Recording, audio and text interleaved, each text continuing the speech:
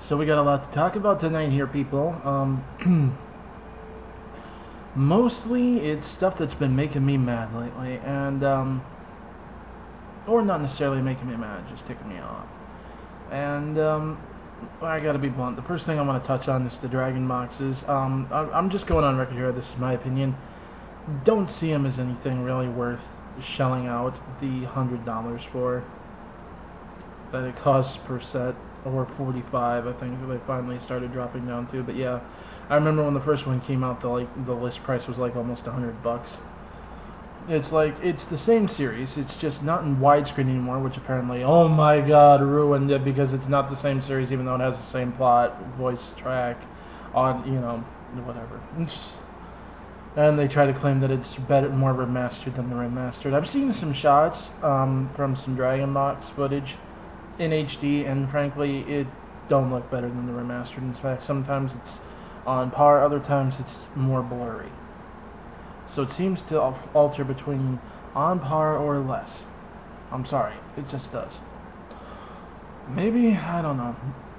I mean, if you think you gotta have it, by all means, get it, whatever. I don't care.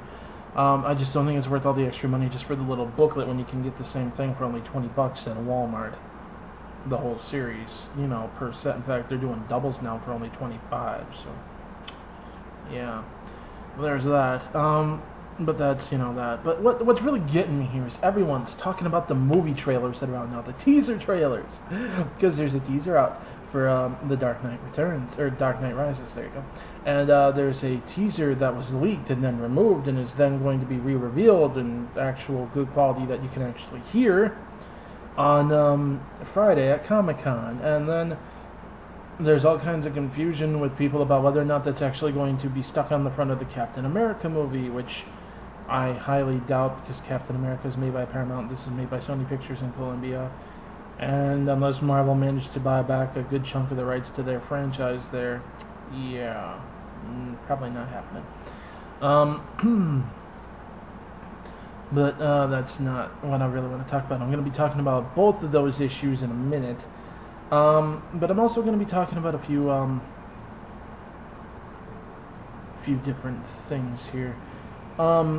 I really want to talk about why Hollywood just doesn't respect any other industry in a minute. But I might do a little mini rant on that. I'm probably going to expand on it more at some point in the future. And here we go. Let's start out with the whole Dark Knight Rises trailer.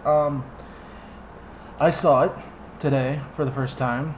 Yes, I didn't buy into the hype and oh my god, searched the internet all over the place. The second it came out, I just waited.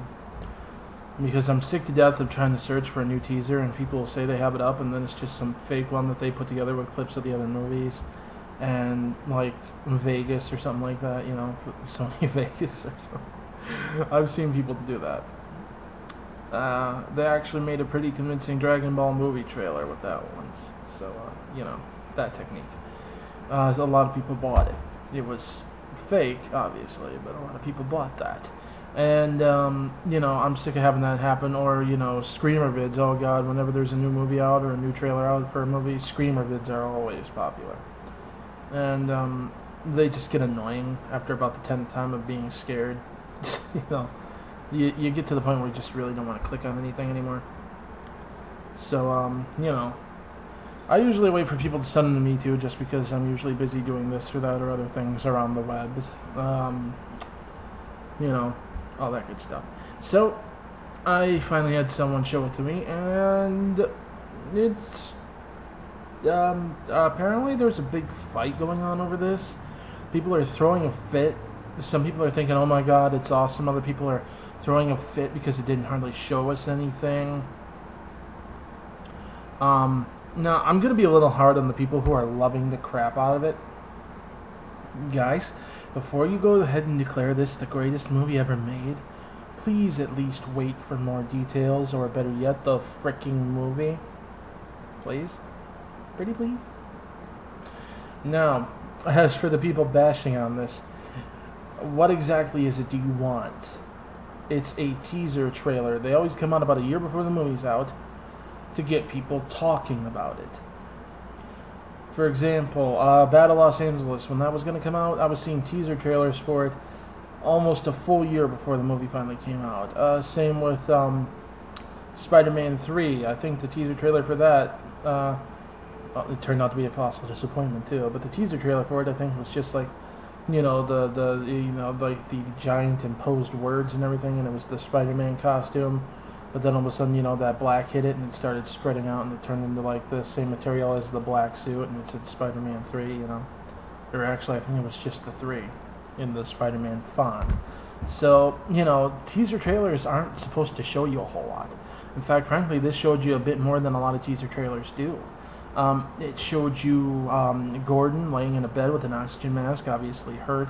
You got to see a very shaky shot of Bane. You got to see Batman basically panting and clearly in pain as Bane's stomping back toward him again. You got that little monologue there. See, what you got to understand is that a teaser is supposed to do just that. Tease you. It's not supposed to show you everything. They don't even have the movie fully shot yet, most likely. They're probably still doing some post-production, some scenes, wrapping it up.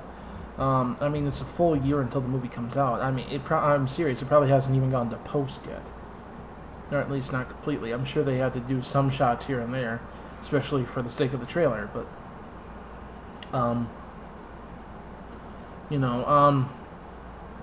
seriously, why the heck are you hating on this? You don't even know the details yet.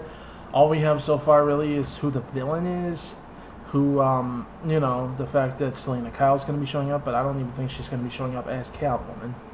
I don't know. Somebody could probably tell you that better than I could.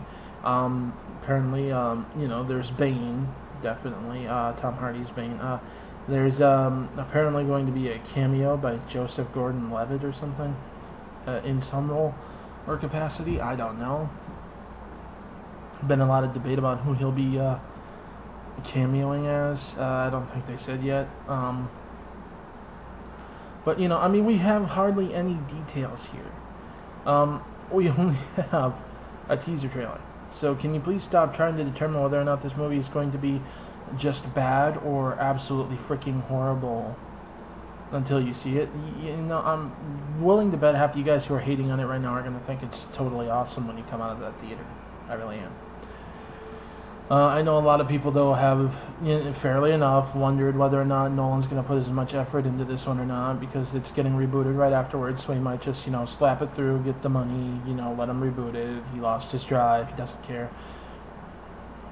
Who knows?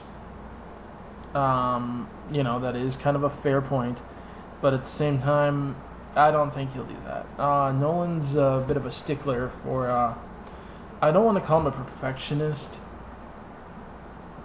but he's got a sense of class about him, okay? Where he doesn't seem to like to do any movie unless he puts a lot of work into it. So, we'll see. We'll see. Now, as for the Spider-Man teaser, somebody's fired. I'll tell you that much right now.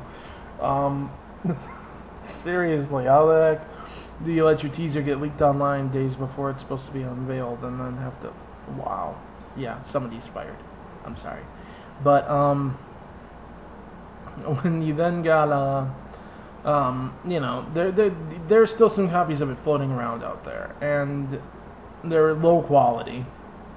Looked like they were recordings of either a TV screen or a computer screen or some kind of screen with a camcorder, and because of that, the audio is really bad. One thing about recording something that's on a TV, a little tip for you should turn the volume on the TV down and just tell people to turn the speakers up, because when you try to turn the volume on your speakers up, it puts out more bass, and the bass oftentimes on a camcorder mic causes distortion, and so it sounds like absolute crap, and there's a, muffle effect. It sounds like a muffled echo, really, which is very distracting, and, reverb, basically. And yeah, but anyways, that's beside the point. You've also got some people who are, spazzing out or hating over this. Now, I will agree that I'm a little bit more with the spaz out crowd here, because that what I saw in there, yeah, it really looks like they're doing this right with the angle they're trying to give it. Now, the angle that they're trying to give it, they're borrowing from all over the mythos of this movie, I'm telling you.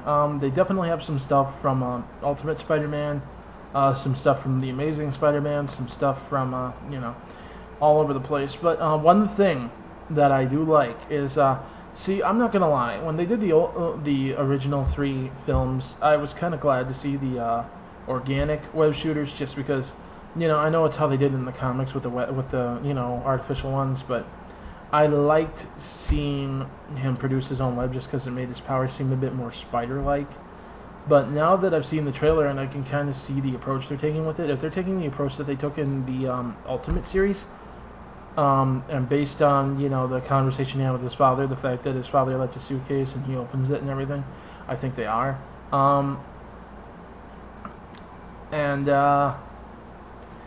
It's if they do go the route that they went in that series, then I freaking love it. I'm very glad to have those back, just because it adds an extra dimension of depth to this character, and that, you know, he does have some memory of his parents. He is still hurt by the fact that they're gone, but he does, you know, love them. They're his parents, and he does at least in some way want them close to him, and that's part of the legacy, what he finds in that case. And yes, it does have to do with web shooters. That being said, I also, everyone who's hating on it because it borrows from the Ultimate, oh my god, shut up. I will tell you this, Ultimate Spider-Man was one of the only Ultimate series that didn't actually fully, thoroughly suck. Most of them did, and you're right to say that.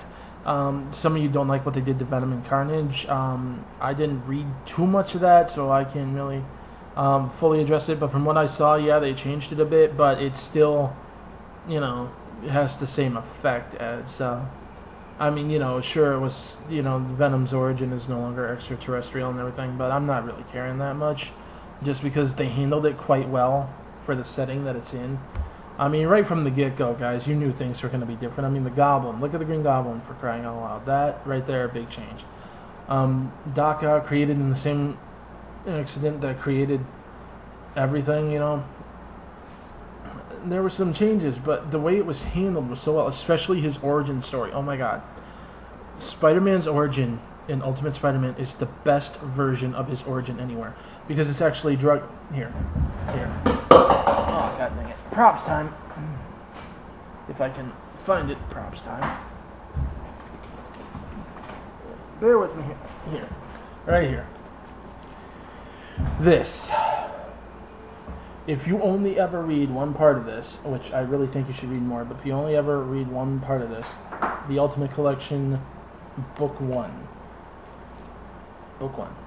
Totally. The retelling of his origin here, I mean, it's like, how many chapters in is it before Uncle Ben gets shot? I mean, right off the bat, he gets bit, then he goes back to Oscorp because they want to talk to him, apparently, about the accident and make sure he's not going to sue, blah, blah, blah. Run some tests on him, make sure there weren't any effects that the doctors missed or whatever. But they take some of his blood, basically, and then they start testing it to see what happened. For those who don't know, the super soldier serum that actually created Captain America was in the spider that bit him, which is how he gets his power. Somehow being inside the spider mutated the serum and altered it, but yeah, he got his power via the same means Captain America did, at least in there. I doubt they're doing that in this movie. It certainly doesn't look like it. I'm just, you know, clearing that up.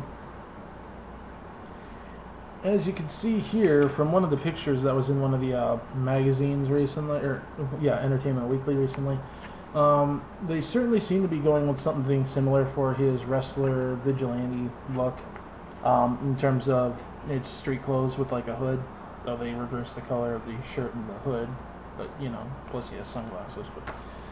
But you know, I'm just saying, there's some influence of this in here. But yeah, let's see here. What chapter is it that Uncle Ben dies? I think it's actually all the way up to chapter 5 before he finally kicks the bucket. Sorry if that sounds kind of callous, but you know. Also, you know, looking at the Ultimate suit, I definitely kind of borrowed a little bit from that one too. So, a little bit. There are traces of it in here, but it doesn't look like they went with it completely, which is kind of cool because too many people would have whined, even though, you know, in terms of just the origin, this is great. Yeah, okay. We're in chapter 4 or 5 here, I think.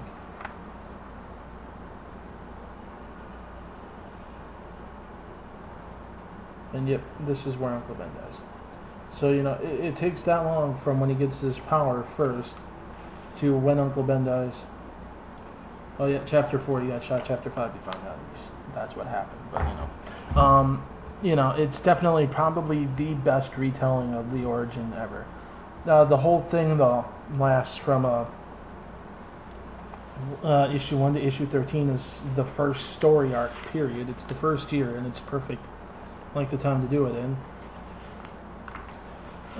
The main villains are, well, the Kingpin and Electro, who works for the Kingpin at this point.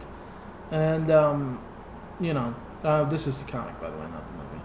But the way they stretch it out, and the way that he actually does investigation and then learns how he has to fight and everything, I gotta tell you, read it. If you can find this book anywhere, read it, you'll see. You'll see what I mean. But, you know, they're not going completely with that in this movie. Which, like I said, you know, due to the likelihood of complaints, is probably a good approach to take. But they are definitely using some elements from it, which I like a lot because they're using the good ones, the really good ones. Specifically regarding the web shooters, that's awesome. If they're doing what I think they're doing, which I really do think they're doing.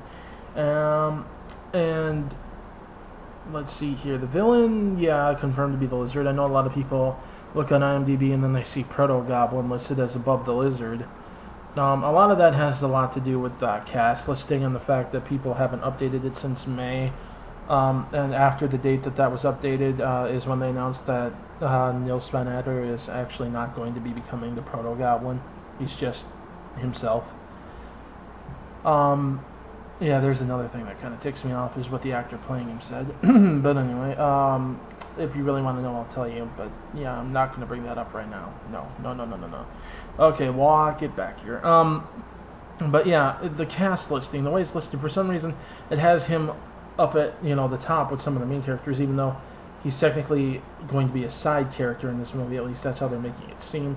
And Doc Connors / the Lizard, who is going to be the villain in this movie, which is going to be awesome if handled right. Wow. You know, is listed as other cast listed alphabetically, and it's down there, which makes them seem less important even though they're not. I don't know why whoever created that IMDb page did that, but, you know, it's IMDb. It's been wrong before. I had something that actually said that it was a TV series and then said it was a movie. So, I don't know. Literally, and they altered it within the time I refreshed it too. It was crazy. But, yeah. So, you know, there's some confusion about that, but yes, Lizard is the villain. A lot of people have been trying to say that this is so emo and everything now because, you know, he's not all happy and wisecracking. Peter Parker as a teenager was never wisecracking, never happy, never bouncy, never smart mouth. No, that was his Spider-Man persona. As a youth, especially before he got his powers, he was always more quiet, more reserved, more introverted. And even after he got his powers, he was still a bit more of an introvert as Peter Parker. Much less awkward, but he was still more introverted and restrained. The reason that he was like that as Spider-Man was because it let him cut loose, especially since he had the ability, you know, to be anonymous. It's kind of like you guys when you're on the internet. You know, when you're in person, you'll be this way and serious. You know, when you're talking to someone face to face. When you're on the internet and you got the protection of anonymity, you'll say stuff and make, you know, some wild jokes, sometimes some filthy ones that you'd never make in person. You know, it's because no one knows who you are. You've got more freedom this way, and that can be exhilarating to some people, and they choose to exercise it in certain ways. Plus, the jokes and everything, they're a coping mechanism. They help him control and fight back his fear. Because let's face it, even though Spider-Man is awesome, he's not the strongest guy. He's, you know, he's not the most powerful. A lot of times he's going up against people stronger than he is. Then he's got to, you know, it also helps to keep his opponents off balance, so to speak. Distracts them, they can't focus properly. Meanwhile, he can gain the upper hand. He uses his mind to defeat his opponents just as often as his fists. So, you know, whereas in the old movies it was always, you know, fist fight, emotional climax victory. Yeah. Um, anyway, not the point though. Oh, but I do want to go there now. I do. Because, you know, the guys, you have to keep in mind what's happening to him in this movie. His parents left and he never heard from them again. They're presumably dead. He doesn't even know what they did for a living. Nothing. They're a mystery to him. His uncle dies. He's got these new strange powers, abilities, whatever, that, you know, he has no idea how to use them, what to use them for. You know, whether or not they'll last, whether or not this will eventually kill him. Is he poisoned somehow? Is this a temporary mutation that's going to accelerate and kill him? You know, and like I said, his uncle's death, not only is he dealing with his uncle's death, but he's got to deal with his uncle's death knowing that it is directly his fault. Had he just stopped that guy when he could have and should have, you know, that wouldn't have happened. His uncle would have been alive. Frankly, it's a more tragic origin than Batman. Yeah, there, I said it. Deal with that. Batman, his parents died when he was a little boy. There wasn't anything he could have done. Spider-Man, his uncle died. His father figure died. After he lost his parents, the guy who raised him is killed because directly of his action. And he's a teenager on top of it. You're already emotionally unstable. So you're going to take that harder. You know, and yeah, so seriously, the mood actually does fit for this chapter.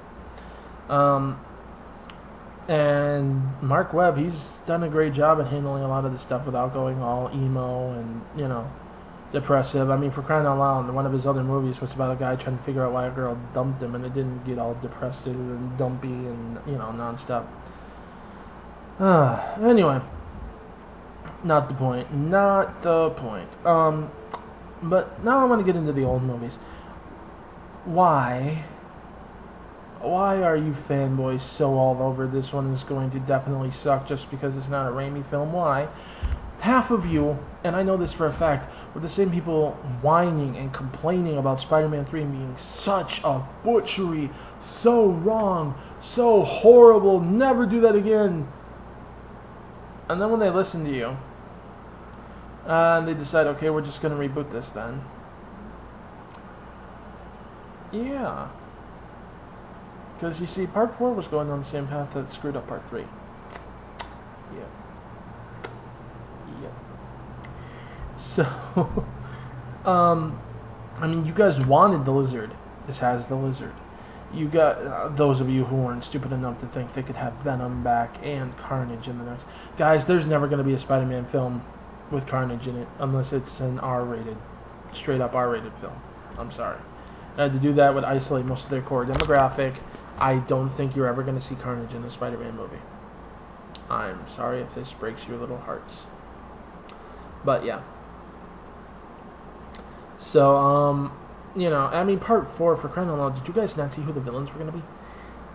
The Vulture and his daughter, the Vultress, who was going to be, wait for it, Felicia Hardy. Wow. Yeah, that's not a disaster waiting to happen. Aside from the fact that outside the confines of certain storylines, the Vulture was actually a fairly uninteresting villain, mostly tossed in there for the sake of being a filler villain to give the main villains a break.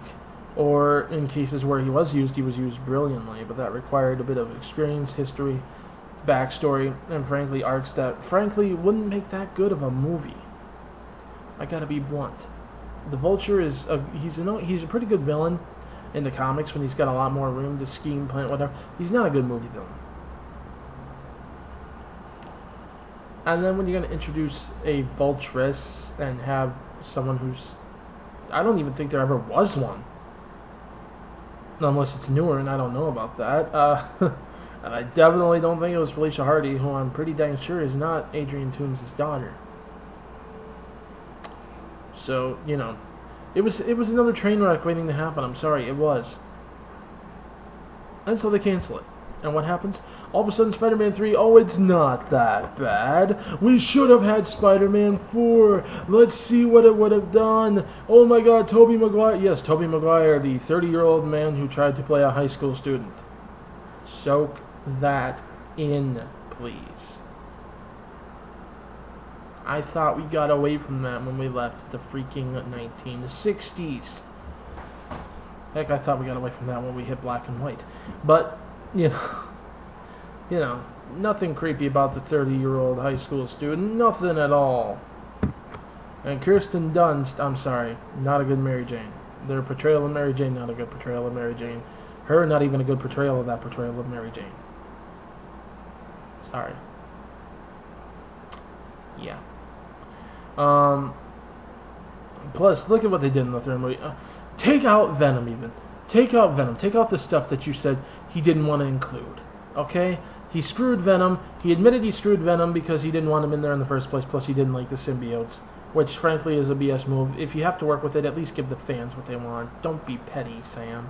God. But whatever. Cut out Venom. Venom doesn't exist. Take him, spin him like a ball, throw him. Just the thing he did with the Sandman alone undermined a lot of the plot. I mean, for crying out loud. The whole point of him stopping that guy, you know, and his uncle wouldn't have gotten shot, frankly undermined by the fact that this guy's the real killer. And that and the fact that you have to, you know, and then they have to retcon in a flashback of, oh no, wait, this can still work. We'll just have him bump into him, which makes the gun go off. Right. Okay. You know, I call BS on that one. The whole, you know, he's sympathetic. It's frickin' Flint Marko, for God's sakes.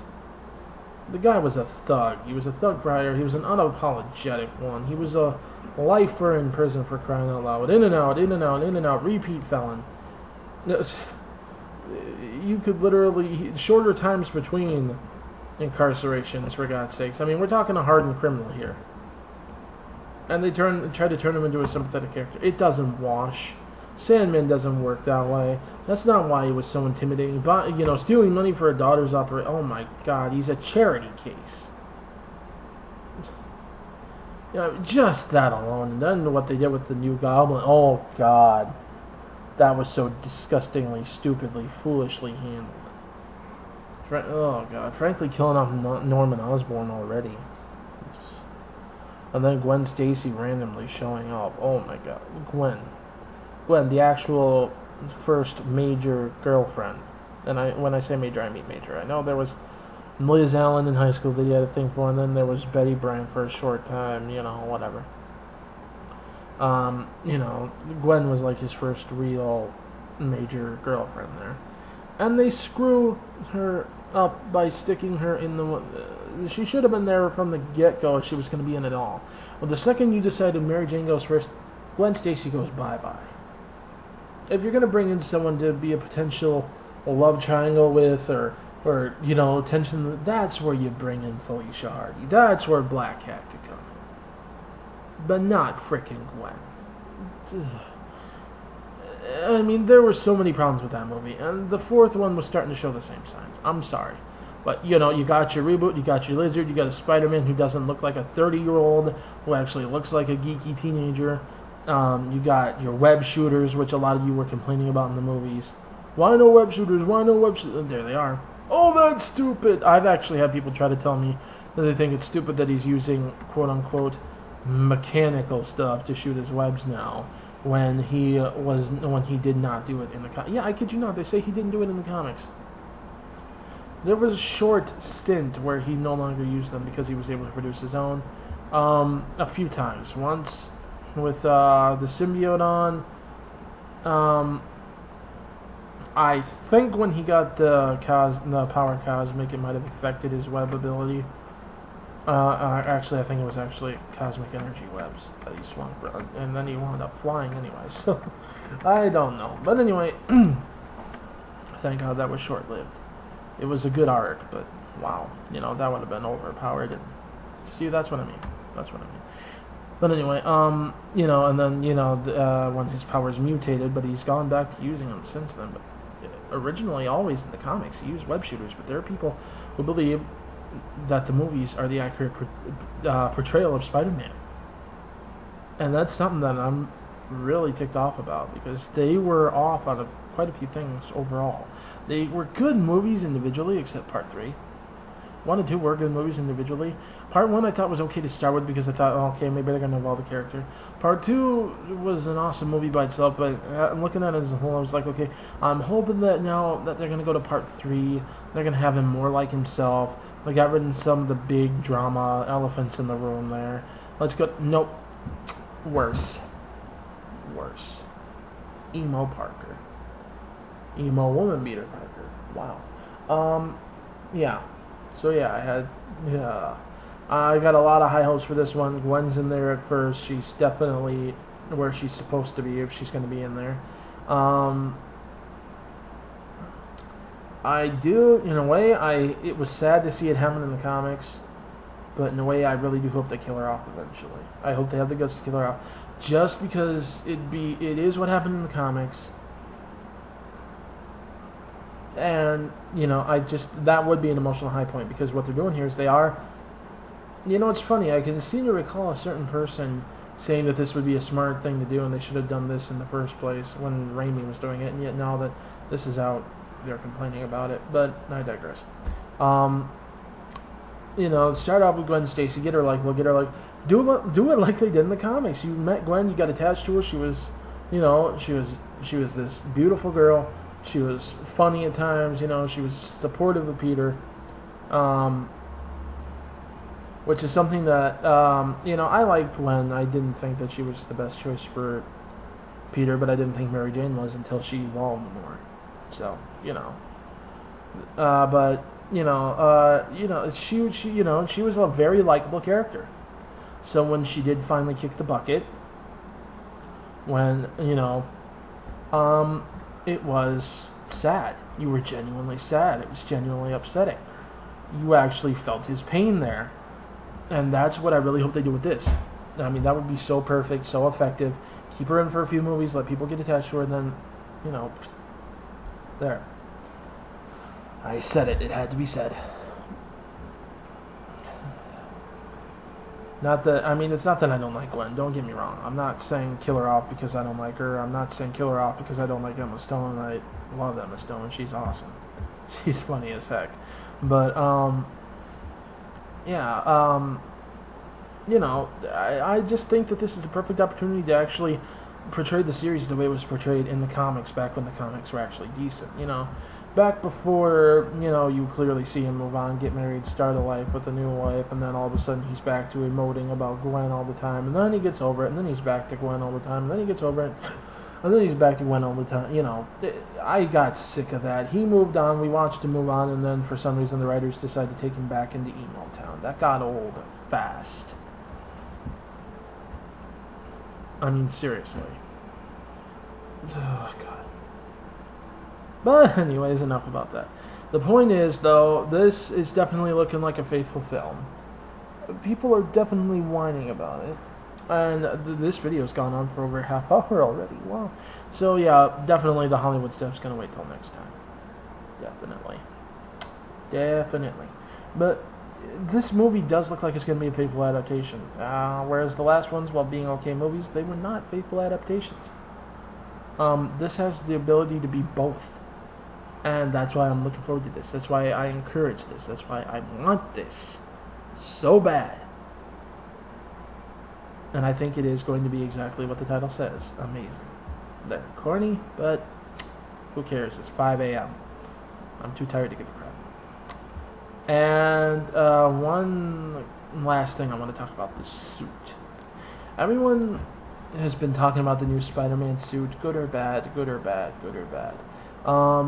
I'll admit it kind of rubbed me the wrong way at first, but I've been sitting down and I've been looking at it, trying to kind of force myself to get used to it, but I've noticed a few things.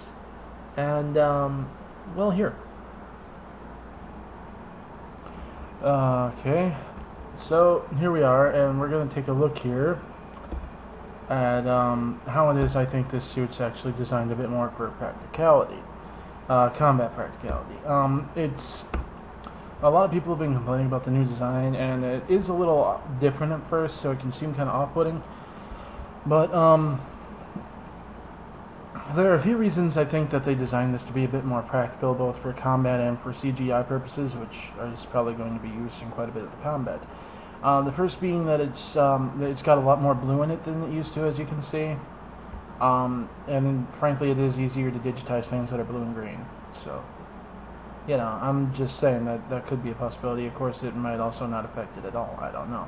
But the main thing that I want to talk about is what a lot of people seem to complain about is a few things. First being the web shooters here and the gloves as a whole and the boots. When you think about it, though, see in the comics, whenever used as web shooters, he always just kind of flicked the wrist and it shot out and everything, and that would imply a very narrow hole. And the problem with a suit, be it spandex or cloth or anything, is that sometimes that hole can be moved from where it should be. So when it would shoot out, what's to stop it from getting gunked up in the glove at some point or jamming up? So frankly, having them on the outside here, yeah, I can actually see that as being a bit, you know, practical in terms of usage.